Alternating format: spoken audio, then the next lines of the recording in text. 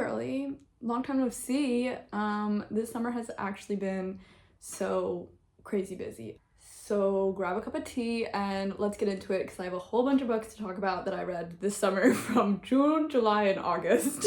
So basically I was really busy this summer and also had a reading slump and also did a bunch of trips and also... Anyway, we're here now. I did indeed record my thoughts and prayers on my June books, but then I never got around to editing it. So I will be wearing two different outfits in this video. Hope that's fine with you. So I have the June part and then July, August is me current day now. It's autumn now. I'm having a cozy little tea. I got my sweater on. I got my spooky nail polish. I'm having a great time. Let's get into it. A monthly book review for all the books that I read in June. So to start, I want to start with Pride and Prejudice because I re-listened to the audiobook this year because I got to go to Chatsworth House, which is Pemberly in the 2005 film. It was such a cool experience. I got to see the movie at the manor, and I reread the book in preparation for it, obviously. But I am just consistently shocked by how accurate the book is to the movie, rather, like how much they copied in the movie and how there's a lot of dialogue that's like basically word for word in that movie. So that was really fun.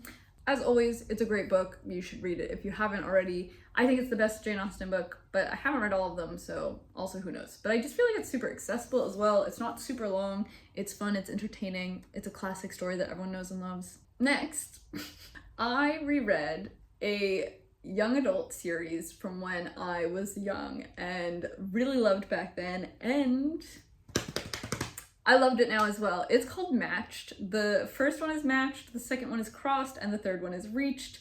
I don't know why this series had such a large impact on me as a child, but I do vividly remember buying the first one from my Scholastic book fair, and I don't really remember anything about the plot or the story. However, I think about these books a lot. So this is my first time reading them in probably about 10 years, which is a little crazy. I think they came out in like 2013 maybe is when I read it. So that was interesting to read it maybe 12 years later. I have been slowly rereading all of the books that I loved in middle school, high school era and seeing if they still hold up or what's the vibe, because back then I rated every single book basically 5 stars because I was like, yum yum yum, delicious, I loved it, no thoughts in my head.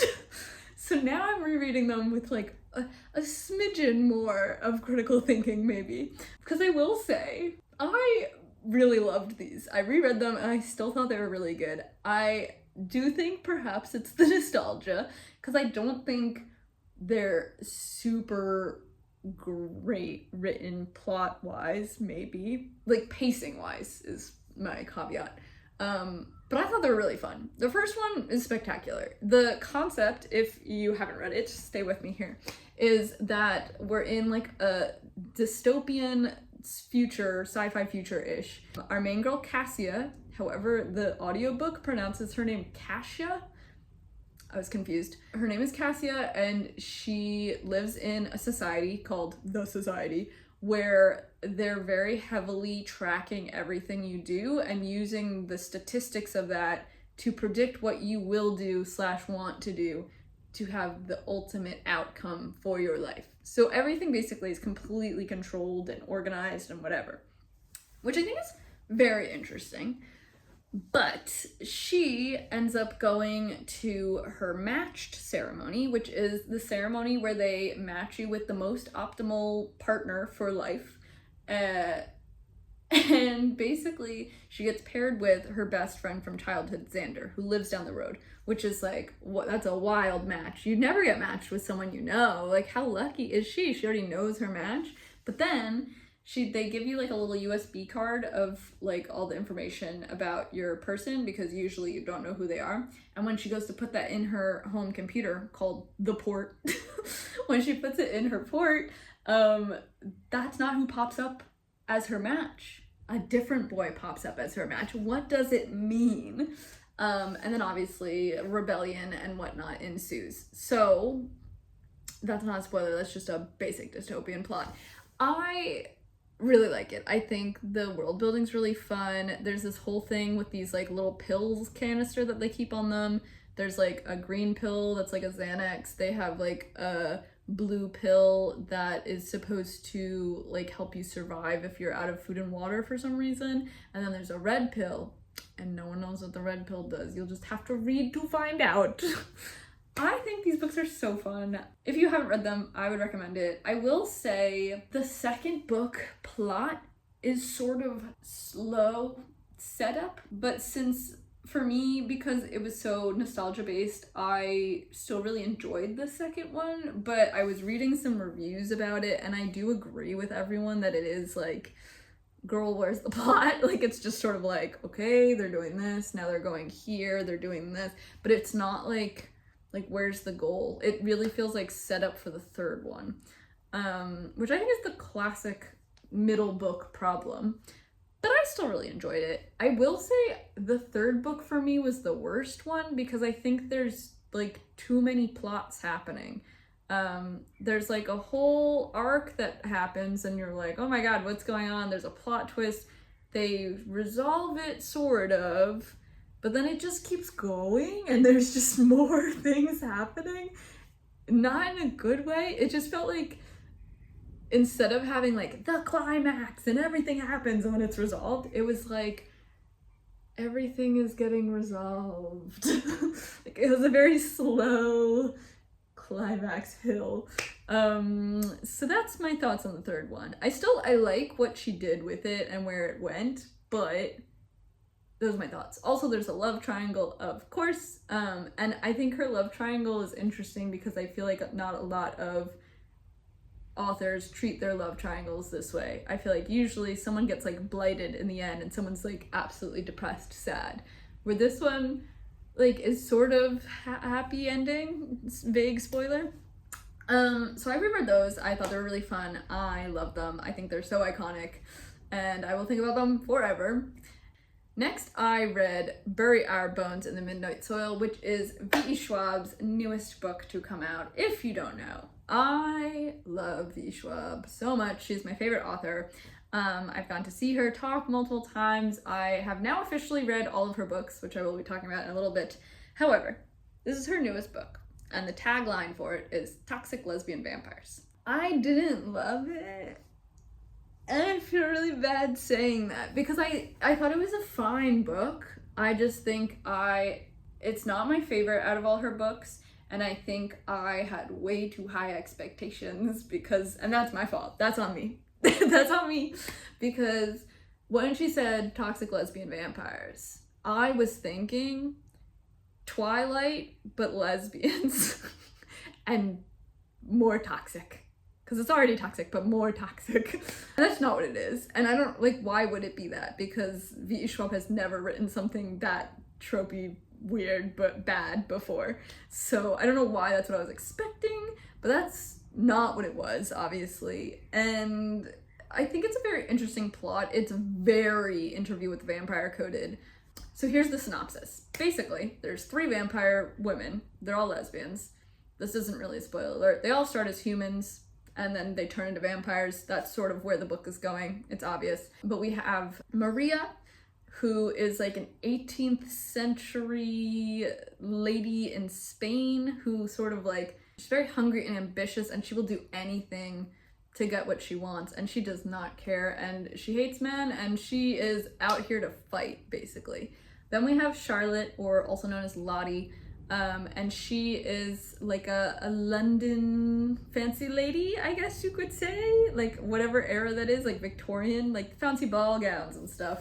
And then we have Alice, who is a Scottish girl in 2019, modern day today, and she has moved to Boston to go to school. Alice reminds me of that one character in What We Do in the Shadows. I don't know if you've seen this TV show, but it's like a vampire comedy, and in What We Do in the Shadows and in this book, it's a girl who like has a one-night stand at university and wakes up the next day as a vampire and is like, what what the hell is going on? And she just like tries to go about her day normally because she's like, I just must have gotten sick. I must just be hungover. That's the vibe, which I think is really funny.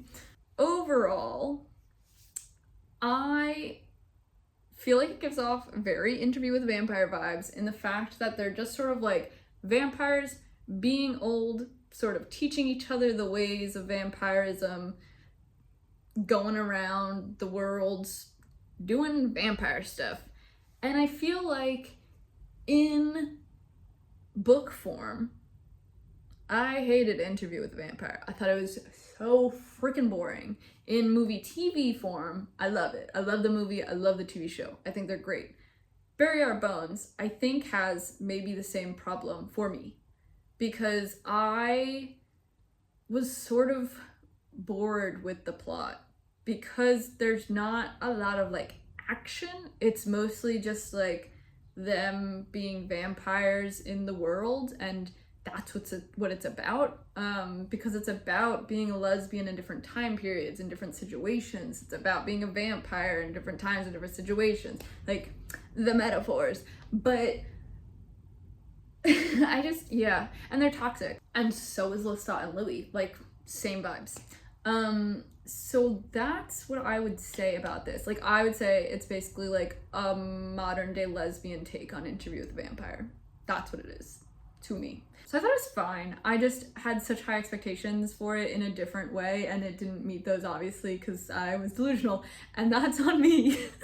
But I did like it. I will say, I think it was interesting how she formatted it, because there's the three characters, and we get all of their perspectives, but the way she ordered the three characters is not just like alternating chapters. It's like chunks, sort of. So we get like one Alice, a bunch of Maria, one Alice, some Charlotte, Maria, a bunch of Charlotte, Alice. Like, it was interesting how she laid that out to tell a full story, because obviously it all comes together in the end.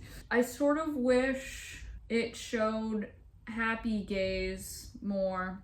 Do you know what I'm saying? Like, I think great representation, lesbians, cool. However, I know Interview with a Vampire doesn't really have happy years. Like, there's like a little bit where they're happy and then it's like it all falls apart, right? But I feel like in this one, I just sort of wished there was some like queer joy more, and I didn't feel like there was like any queer joy, because even the moments when they're like sort of have their life together, I wouldn't say they're happy. I would just say they've solved some of their problems, and so life is like okay now. So I think that's my only real critique, but also like maybe she doesn't want to show joy. She wants to show what real life is. So that's my thought on Bury Our Bones. The reason why it's not my favorite, and I like all of her other books better, is because I think all her other books have such interesting concepts and really cool world building, and this is just another vampire book for me. It's not unique, besides the fact that it's just lesbians, which is fine. Books don't have to be unique. And I do think it still has her vibe. It still has amazing prose. It's beautifully written. It's still dark and spooky and moody. But yeah, I just think all of her other books stand out so vividly to me with their really fascinating concepts and interesting characters. And I just felt like the characters in this didn't connect with me as much because they all sort of suck, literally and metaphorically. But that's sort of the point. I don't know. I just feel like even her villains in the other books, I love to hate, or I love them. Where the villain in this one, I don't like. She's just mean. I feel like also when I was watching like pre-interviews before this book came out, V was really talking about like female hunger and female rage.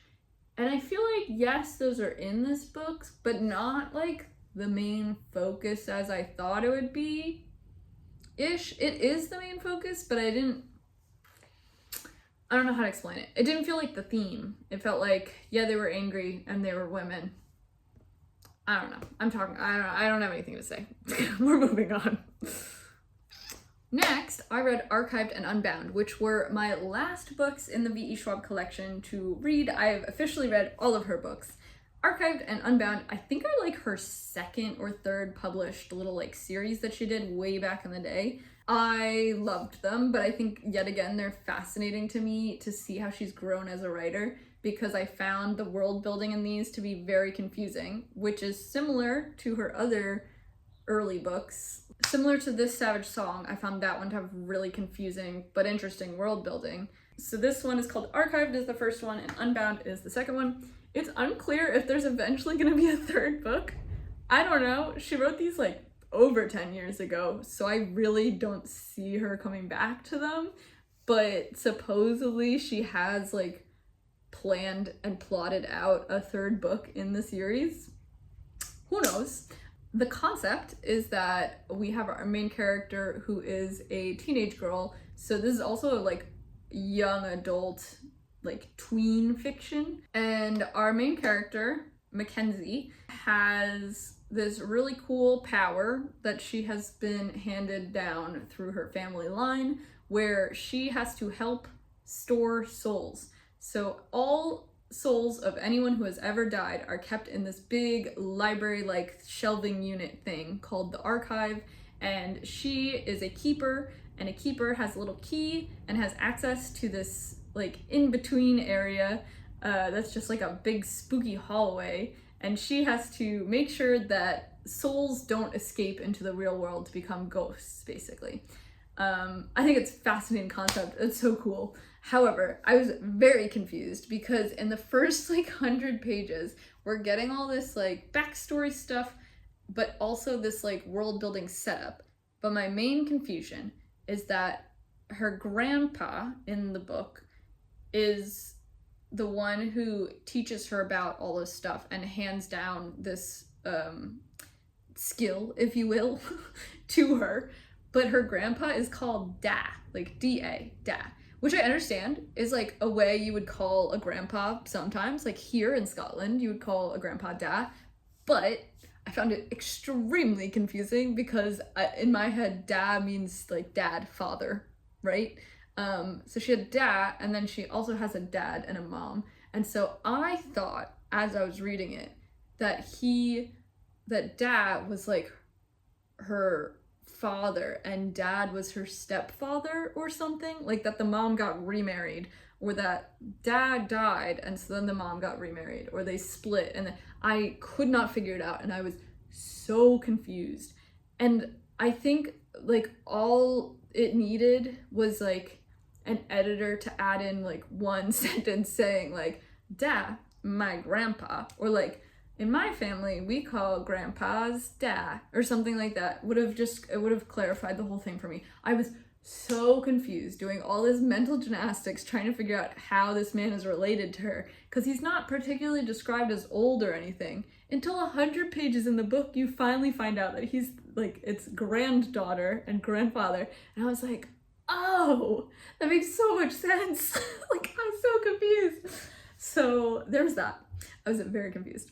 Besides that, I think the romance situation in these books is very interesting to me, because our girl Mackenzie has a handful of different teen boys that she's making out with. Love that for her. However, the relationships felt really weird to me. They all felt very queer, which I thought was very interesting, knowing what I do now about the author. But back then, I guess she was closeted probably, but I thought it was very interesting to me that somehow these like straight teenager relationships feel very queer, and I couldn't put my finger on why, but they do. I don't know how to explain it. I don't know if you guys feel the same, but reading it, I was like, it doesn't feel like a relationship. It feels like two closeted people making out. I don't know how to explain that. Back to the book, back to the plot. I really liked them. I think they're a really, really interesting concept. I really love the main character. I liked all the characters, and it's like a fun little adventure story. They're going through spooky things. And I think it's so interesting to see all of her books, how they all have like a similar vibe in one way or another. dealing with like, where do you go after death, or like some sort of like between worlds situation. There's always like a slight magic to her books that I think is really interesting. So I really loved Archived and Unbound. I would definitely recommend checking it out if you like her other books, or if you just love an oogie spooky little book. Last but not least, I read Gifted and Talented, which is Olivia Blake's newest novel.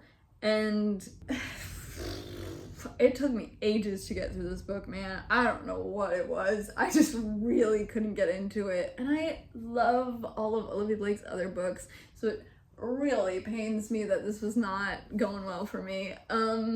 Where do I start? I've literally read all of her books now, and I've enjoyed all of them so much, except for this one. I don't know what's going on this year. Maybe it's me.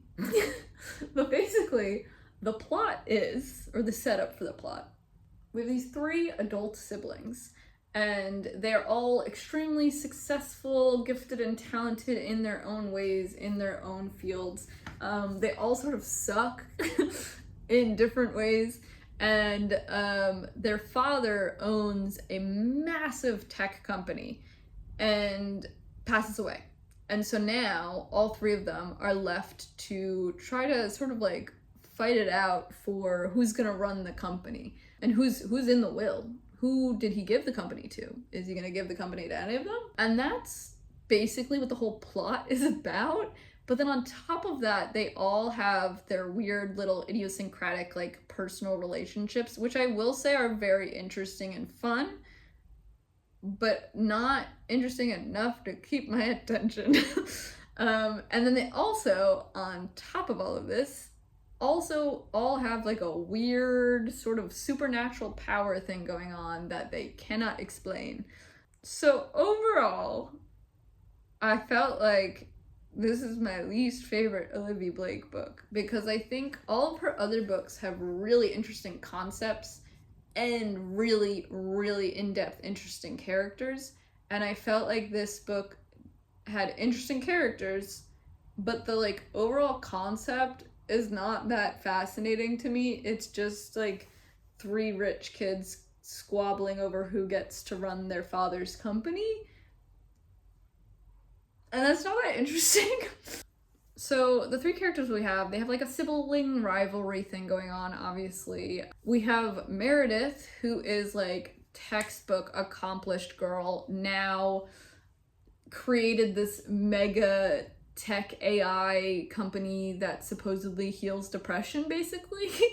But like the kicker is it doesn't actually work, which you find out immediately. That's not a spoiler. And then she has like a very messy relationship thing where she's married to this man who's just sort of there, and he's very supporting and loving and great, but she's not actually attracted to him or like interested in him in any way, and she's like in love with her ex from university.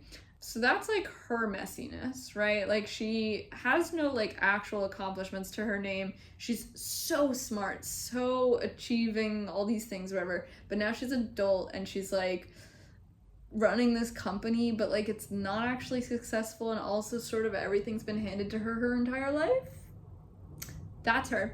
Then we have Arthur, who is a politician, and he's also married to basically an asexual woman who like manages his entire life for him, and they have a great like working relationship, but it's more like an assistant and a boss relationship, I feel like.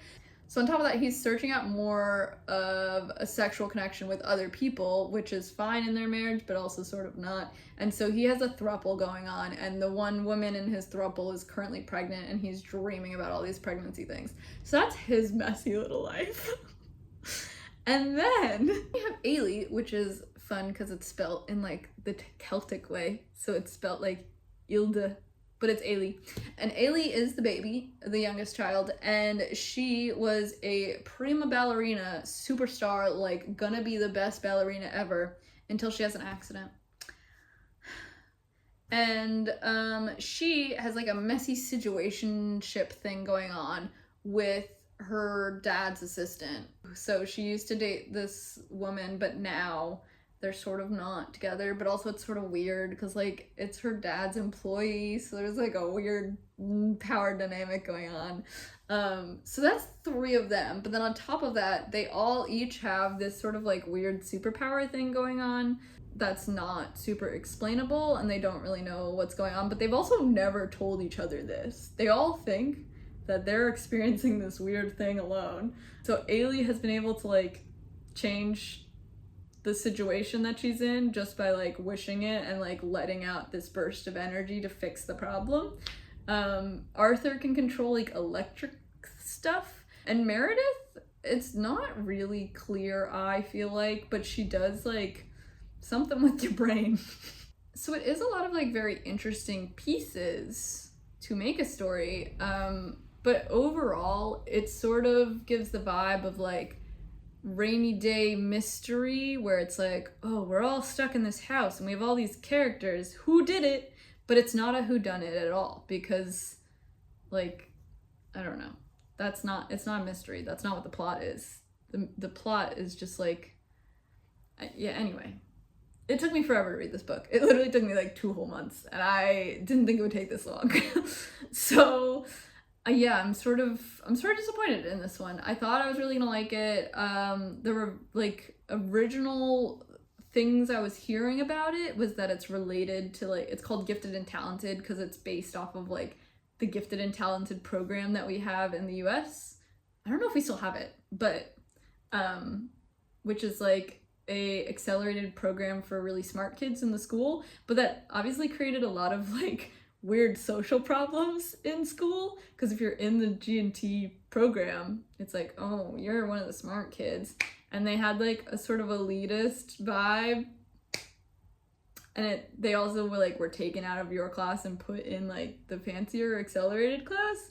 And then I think it's also just sort of like statistically talked about that a lot of those kids are told they're extra smart and then go on to like crash out as an adult, because without the like validation of school, what are they doing in the world type of vibe. Like, this is it, we're just doing like average jobs even though we're the smartest. That is like an interesting topic to like talk about, but then I didn't feel like the book really did that. So they're gifted and talented, I guess, in their own rights, but they're not in the Gifted and Talented program. So first off, you don't know this, but because I cut it out, I read Maurice in June, and when I made the video, was like not vibing with the book. I did indeed have like 50 pages left when I filmed it, and I reviewed it anyway.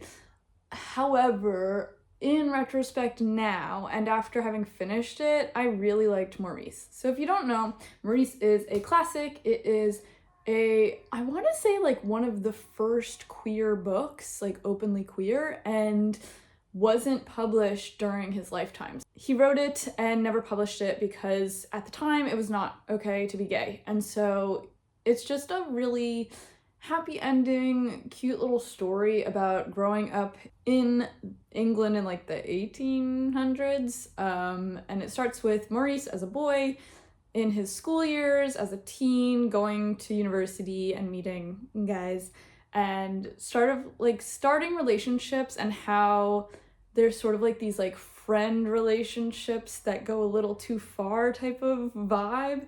So it's very like academia, queer, but it's really cute, and I really love, to be quite honest, just the dedication alone makes me want to cry.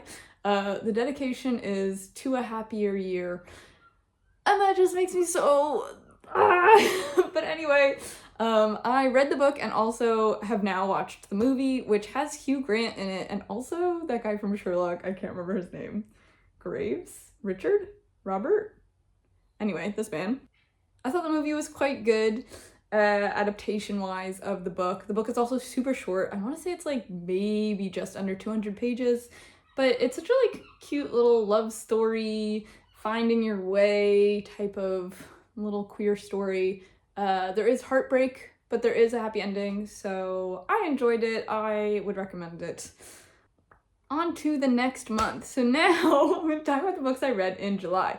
So I read a bunch of the Captive Prince short stories. They're fine. I like don't know really what to say about them because they're basically just like little one-shots that the author has published, I think online. I don't even think you could buy them anywhere. But there's 4 of them, I think. I don't actually remember the names of all of them, but I'm gonna put them on the screen right here. They're all like maybe 30 pages. But I think they're fun, especially if you read the original series and just like can't get enough. Read these next. Now, on to one of my favorite series that I keep thinking about. I like don't really know why it does this for me, but it's just like, it's Fable by Adrienne Young. Now, I've tried reading some of Adrienne Young's other books and I haven't liked them, but this is like a young adult piratey series that she has. I think it's a duology, but then again, I've also seen that there's a 3rd book, but then I can't find the 3rd book anywhere. And there is a prequel. The prequel's fine, but I really love the duology. I read it maybe 2 years ago for the first time, so now I reread it this year. And yet again, I had a great time, and like so much of a great time that I gave it 5 stars. I just think it's such a fun little story. It's very interesting and creative. It's like pirates without being like actual pirates, if you will. The plot follows this girl who has been abandoned on an island by her father, who is also a captain of a ship. He sort of sounds mysterious, sort of notorious. You don't really know too much about him, but she is trying to get back to him. And he dropped her off on this island when she was like 7 and said, "Good luck, kid," and left her there. And she has earned her living as a dredger. I don't know if this is a real thing, but it is in this book. So basically there's like 5 positions on the boat. There's the captain, the navigator, like the bosun, whatever, and then the dredgers. And the dredgers are people that dive and will like collect gemstones and stuff. But it turns out that our main character is super good at this because she has this like special fantasy skill where she could hear gemstones if they're in her vicinity. So that's the setup for the book. I really don't want to say too much else because I don't really want to give away any of the plot or anything. But I really like these books. I think all 2 of them are great. The prequel is also fun. It's about her like father's backstory, but I really, really like these first 2 books. Next, I read The Vegetarian by Hong Kong. I love Hong Kong. I've only read 1 of her other books. I think most of them are pretty short stories. This is under 200 pages, super quick read. They're all very like potent, hard-hitting, interesting concepts. Mostly like contemporary fiction, I would say, or historic fiction. Her other book that I read is called Human Acts, and it was about a uprising that happened in the 70s, 80s in Korea. It's absolutely heartbreaking. This one was weird, is how I'll put it. It's called The Vegetarian, and it is about a woman who is married to this man, and she has a dream one night and wakes up and decides that she's now fully vegetarian and will not be touching meat, will not be cooking meat, will not look at meat. And it goes through her perspective and a few other people's perspectives in her life as she's like slowly sort of going insane. I would say this book is adjacent to the yellow wallpaper, if you will. But basically it's talking about like Korean culture of eating meat is such a big thing. Like there's meat in all of their dishes. So that like clash that she's having with being vegetarian, even though like to me, an American, I'm like, okay, she's vegetarian, so what? In this, it's like, it's heightened because it's so much about eating all these meat and like, what's wrong with you? Are you okay if you're not eating meat? So it has that aspect, but also this sort of like feminism, female rage thing going on where it's not about the vegetarianism. And so it's like just so clearly like the husband isn't like listening to her. The husband doesn't really care about her. Like she's wasting away, but all he's really thinking about is like, oh, I guess like she's doing it for her figure, but I want my meat. And so it's just a very interesting sort of look at society and relationships and like sexuality in like a like formal male-female coupling. And I think it goes through 4 different perspectives. I can't quite remember it, but it was basically, it's the main character and her husband, and then the sister-in-law and her husband and their relationships and how everything goes down. I thought it was fascinating, very weird, very fun. Quick read if you're looking. I also read Fahrenheit 451, classic, obviously very relevant today. I thought it was very interesting because I've never actually read this one. In school, we read 1984 and Brave New World instead, so we didn't read this dystopian. And I'm sort of glad we didn't read this one in school because I think the other ones are more like meteor, metaphorical, like things to talk about, where this one is literally just like, he burns books. It's bad.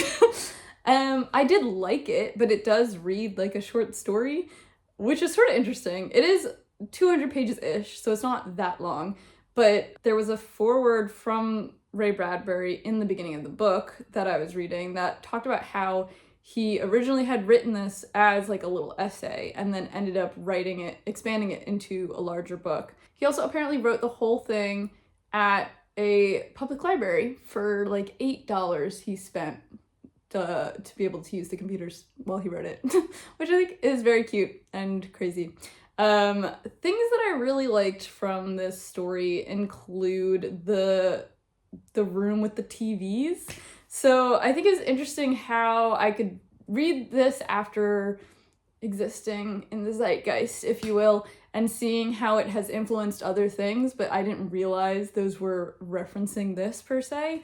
There's this whole situation where they have this like TV room in their house that every single wall is a full screen TV, and they're talking about getting the fourth wall, which I just think is such a funny little pun, but also just really interesting take on like what the future could hold, and how it wasn't exactly TV anymore. It's now the family, and they're characters on a TV that interact with you, the viewer, as if you're their family, and it's like fighting and socializing, and very interesting concept. So I really enjoyed that. I thought overall it was like fine as a book. I feel like it didn't really have like the pace that I would have liked, and there's not that many interesting things happening in it. It really is like short story vibes, but I thought it was good. So now we're into some of my August reads. I went to a Laura Steven book talk because she's promoting her new adult fiction, which is called Silvercloak. But I got one of her other books that recently came out. I think this is a young adult romance, technically. It's called Our Infinite Fates, and I absolutely loved it. It is such an interesting concept, and it was very fun. I will say the beginning of it didn't exactly grab me. It had like a bit of a slow start, and it's sort of cliche, but the concept is that it's these two characters who are like fated to love each other in every life, but they're also fated to kill each other. So they never make it to the age 18. So every year on her 18th birthday, she is tracked down by her lover and killed by him, or she kills him, and then it restarts again. And for some reason, she only remembers bits and pieces of her previous lives, and she doesn't remember immediately that this is what's going to happen. So maybe she gets until she's like 8 or 10, and then she remembers, oh no, I'm gonna die. Well, meanwhile, her partner, he always remembers everything. I will say it is not specifically gendered per se, but in the main timeline that threads through the whole book, it is a girl and a boy. But in different lifetimes, they have been different genders and different pairings, which I thought was really nice and really cute. And really interesting because they had truly gone all over. So there's like, they're in Siberia in the 1700s, and then they're in ancient Rome, and then they're in the Caribbean, and then they're in, I don't know, which I just thought was really fun because each little snippet of life was so interesting and delicious. Like the little tidbits of information you glean from those lifetimes. It'll be like, oh, in this lifetime, her mother is ill and she's working hard on the farm all day to earn a living. Or in this lifetime, he works at a pub and they're in a gang or something like that. I just thought it was really fun. But to thread the whole thing together, there's a current day situation where they're in Wales, and she has a mother and a sister, and the sister is has cancer. And so she, yeah, I don't want to say anything else because I don't want to spoil it. But I really liked this. I thought it was like perfectly up my alley. Is it the best book ever written? No. But did I give it 5 stars? Yes. I actually had a lot of 5-star reads this summer, to be quite honest. Next, I read The Anxious Generation as an audiobook. This won like a Goodreads award a couple years ago, and I was like, sure, let's do it. Little did I know, this book is about me. I don't really know if I'd recommend reading this book if you are Gen Z or younger, because it's basically talking about how to raise children in this age, / the problem with the Gen Z and younger generations. So I sort of was reading it the whole time and I was like, this is not particularly useful information for me now as an adult, but it would have been nice, I guess, if this book came out 20 years ago. It basically talks about how social media is affecting our generations and how it's really making us anxious. And not only just because of social media, but because of the other things that are happening in society as a result or adjacently to living in a world with social media. For example, when I think the most interesting point he had in the whole story for me was whenever he does his talks and things, he asks the crowd, okay, what age do you remember being allowed to roam the streets by yourself as a kid, or with your friends as a kid?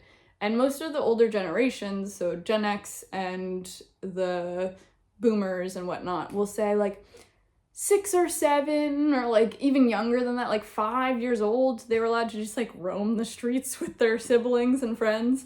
And then the younger generations, so Gen Z and Gen Alpha and whatnot, maybe millennials as well, will say 10 or 12, which apparently, according to his childhood psychology stuff, is too late for children to be allowed freedom, because you don't learn how to be independent, and you learn an anxiety, which I thought was interesting. And I was like, yeah, I don't remember being allowed to play outside by myself until I was in my early teens, probably, is when me and my friends were riding around on bikes and running around the neighborhood at someone's house. So I thought that was interesting. I also read Creativity Inc., which is the Pixar CEO's memoir. I'm not actually sure if he still is the Pixar CEO, but I found it really interesting. If you're a creative person, I definitely recommend it. Also, if you manage people, I think it would be really useful, especially if you're a higher up manager of people, because he talks a lot about collaboration and managing and creativity, and I thought it was really interesting. I actually got this book recommended to me from a podcast that I've been listening to that is called What Went Wrong. I also really like this podcast. If you like movies, I recommend it.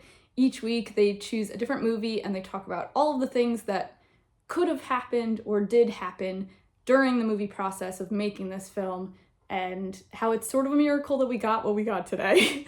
I've listened to a handful of them so far. I really liked the Princess Bride episode. I really liked, there's 3 episodes on Lord of the Rings, which were really interesting. So many things went wrong or happened weirdly in the creation of that movie. It's insane that we got such a blockbuster from it today and it became such a big thing. But yeah, I've been listening to a lot of those. The one that put me on the Creativity Inc. book is The Emperor's New Groove movie. Was an absolute mess and almost didn't happen, and they talk about that in the podcast. Next, I read The Listeners. I was so excited to read this book this year, and I'm really glad that I liked it. I feel like a lot of the new releases this year, I've been really hyped for them, and they just really haven't hit the bar for me. But I really enjoyed this. This is Maggie Stiefvater's first adult fiction book, which I also think is interesting because I was like, I don't know if I'm going to like this genre.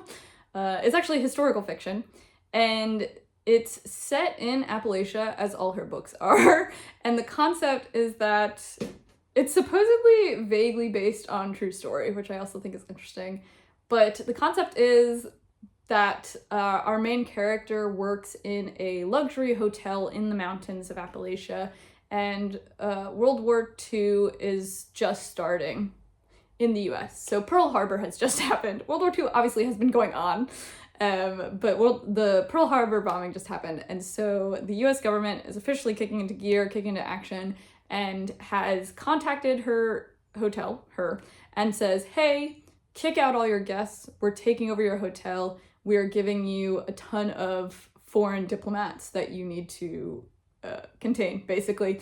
So apparently this is a real thing that happened. During World War II, we had a bunch of Axis diplomats that were here, so like Italian, Japan, and German, and they just sort of put them all into these luxury hotels as like prisoners, but in nice locations. So I thought it was a very interesting book because it is sort of a mystery vibe, because there's this like weird sort of magical realism thing going on with the spring water that is at this mountain resort. But then there's also all these interpersonal relationships between her and the staff and these foreign diplomats, and perhaps political views on, oh, well, like my husband, sibling, whatever, was sent off to the war and killed, and now I have to serve these people in my hotel. And then there's also the feds, so it's the feds versus the staff versus the political people that they're keeping. And I just thought it was really interesting. All the characters are really interesting, and it was just like a delicious book to read. So I don't really usually read historical fictions or adult fictions like this, but I really, really liked it. Next, I listened to As You Wish, which is a memoir by Carrie Elwes. I also read this one because of that podcast I was talking about before. So this is Carrie Elwes's experiences working on The Princess Bride. I thought it was so fun. If you like the movie, I would read this book. I also reread My Immortal this month, which, if you don't know, I'm here to educate you. My Immortal is like one of the first big fanfics about Harry Potter. It's an insane piece of media from like 2008, and it's such a like microcosm of the time, but also such a funny and horribly written fanfic that I really recommend it if you haven't read it. So I read that this month. Just cause I had to introduce some people to it because they had no idea what I was talking about, and that can't happen. So Maggie Stiefvater also came out with the Raven Boys graphic novel recently, which I finally got my hands on, and it was so fun. It just like makes sense as a graphic novel. So that was really fun. The art style is also really pretty. I really liked it. I hope they do the whole series in this style. Next for you, I have an ARC that I got on NetGalley. It is called Oxford Soju Club. Thank you to the publisher and the author and NetGalley for giving me an ARC to rate and review as I please. I requested this book because I like Korean culture and stuff, and was like, sure, I'll read this book. It's coming out. Looks neat. Sounds good. Cover looks pretty. I thought this book was okay. I didn't realize going into it that it was gonna be like a spy mystery book, but that's what it is.